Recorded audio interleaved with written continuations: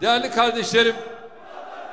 kardeşlerim, burada malum 3 yaşındaki, 4 yaşındaki Asiye yavrumuzu maalesef bu pitbull köpekleri adeta parçalama noktasına geldiler.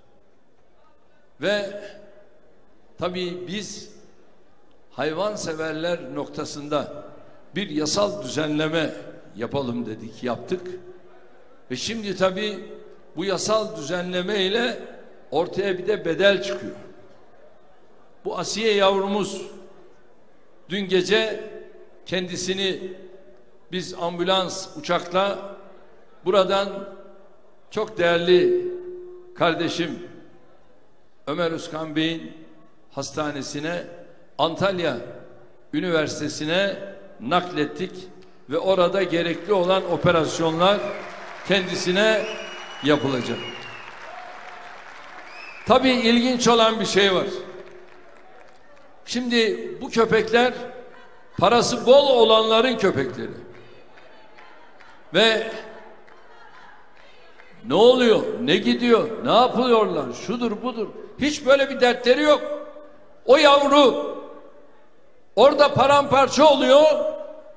Hala bu adamlar acaba babasını nasıl aldatırız, nasıl kandırırız bunun gayreti içindeler.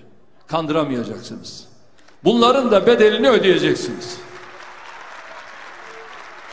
Ama biz de anneyi de babayı da yavruyu da inşallah elimizden gelen tüm hassasiyetle en ideal şekilde ve alanında ülkemizde de dünyada da parmakla gösterilen doktorlarımızla inşallah tedavisini yaptıracağız.